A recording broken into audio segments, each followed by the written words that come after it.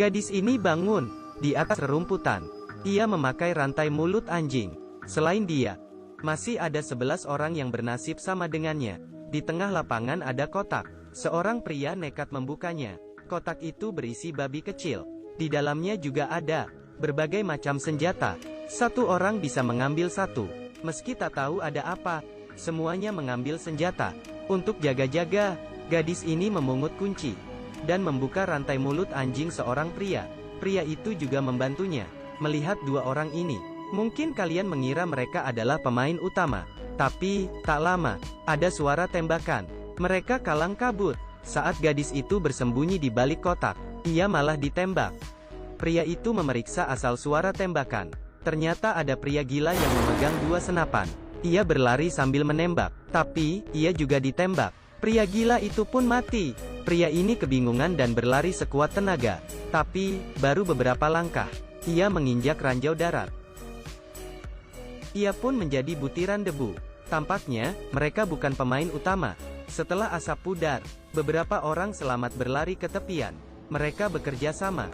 Ternyata, mereka pernah berkomentar tentang kesenangan permainan si kaya berburu si miskin di internet.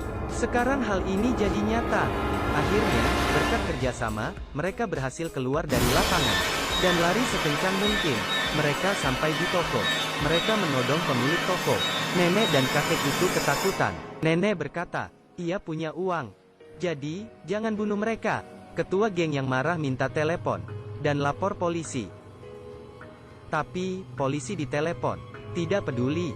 Seperti mempermainkan mereka. Seorang wanita mencuri makanan di sana. Dan keracunan. Ada yang salah. Saat menoleh, nenek telah memakai masker. Dan melempar gas beracun.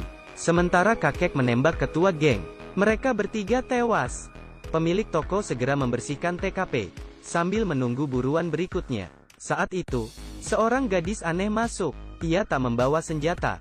Bahkan, ia tampak ngantuk. Ia mau beli rokok. Dan bertanya ke nenek, apa nama tempat ini? Nenek bilang, ini adalah Arkansas. Melihat kembaliannya, wanita ini terdiam.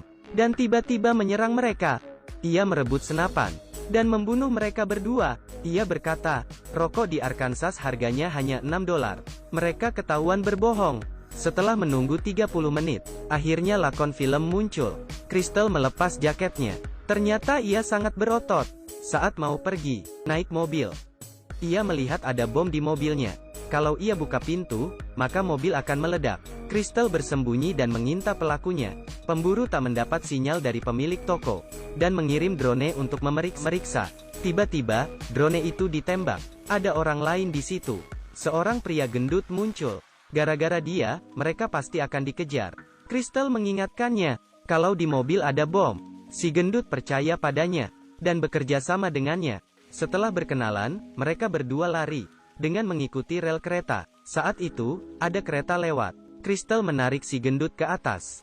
Di sana mereka bertemu dengan imigran gelap. Si gendut tidak percaya, dan mengira mereka bersandiwara. Ia mulai memprovokasi mereka. Saat si gendut mau menembak, kereta berhenti. Ada pemeriksaan. Tentara mengusir mereka. Si gendut lapor ke tentara, kalau imigran gelap tersebut hanyalah kedok. Tapi, tentara tak menghiraukannya. Ketua imigran mulai menyindir si gendut. Mereka semua betul-betul imigran. Hanya aku aktornya. Pemeriksaan itu hanya kebetulan. Ketua imigran mengomporinya. Aku berjanji setelah pemeriksaan ini, aku akan melepasmu sebentar. Mendengarnya, si gendut berang. Ia mendorong ketua imigran, dan memasukkan granat ke celananya. Mereka tewas. Crystal dikirim ke kamp pengungsi. Ia bertemu dengan Don yang senasib dengannya. Mereka dijemput petugas dubes Amerika. Mendengar mereka diburu, petugas itu tidak kaget. Ia malah menanyai mereka, apa kejahatan yang mereka lakukan, sehingga dijadikan buruan. Crystal merasa ada yang salah, lalu menendang pria itu keluar, dan mengelanya. Ternyata, di bagasi mobil mayat si gendut dan peta. Peta itu merupakan sarang pemburu. Sekarang, mereka punya dua pilihan, kabur dengan mobil, atau masuk ke sarang pemburu. Crystal ingin ke sarang, tapi Don ingin kabur. Crystal bercerita tentang dongeng lomba lari kura-kura dan kelinci. Karena sombong, kelinci kalah. Sementara kura-kura pulang memberitahu teman-temannya bagaimana cara ia menang. yaitu dengan maju pantang mundur. Lalu, kelinci masuk ke sarang kura-kura, dan membunuh mereka, lalu menyantapnya. Lagi pula, kelinci akan selalu menang. Saat mereka berdiskusi, babi kecil itu muncul lagi. Mereka punya anak. Saat mereka ke sarang, Don melempar babi untuk mengalihkan perhatian. Crystal masuk setelah musuh berjatuhan. Pria kekar ini adalah tentara, yang bertugas melindungi pemburu. Tapi, Crystal berhasil menembaknya. Saat itu, ada suara wanita di radio. Don, apa kamu sudah membunuh Crystal? Maksudnya, apa Don juga anggota pemburu? Demi melindungi diri, Crystal tembak Don. Ia tidak lari, asal suara itu. Tentara itu akhirnya memberitahunya, lokasi Athena, si pemburu. Ternyata, Crystal mantan veteran Afghanistan. Sekarang, ia bekerja di penyewaan mobil. Karena nama Crystal sama dengan target, ia ditangkap. Untung saja, ia selamat. Kenapa mereka diburu? Cerita kembali ke setahun lalu. Athena dan teman-temannya mengobrol di grup tentang orang kaya yang memburu si miskin di kebunnya. Tapi, seorang anggota grup membagikannya di internet. Athena juga punya mansion besar. Jadi, netizen menganggap candaan itu betulan. Netizen memprovokasi para orang kaya, sehingga mereka mengalami kerugian materi. Grup orang kaya ini ingin balas dendam, dan menjadikan permainan itu kenyataan. Dengan bantuan tentara, mereka mengumpulkan 12 orang terhebat, untuk menjadi buruan. Crystal sampai di mansion Athena. Athena mengancam Crystal dengan bom. Jadi, Crystal meletakkan senjatanya. Athena masih ingin bermain.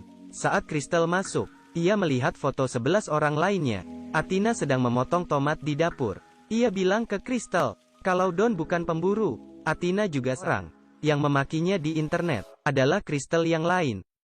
Pertarungan segera dimulai. Crystal merebut pisau dan menebas Athena. Athena yang terlatih, membuat Crystal kewalahan. Mereka berkelahi mati-matian. Crystal sudah lama tak merasa hebat seperti ini. Mereka bertarung hingga keluar ke kebun.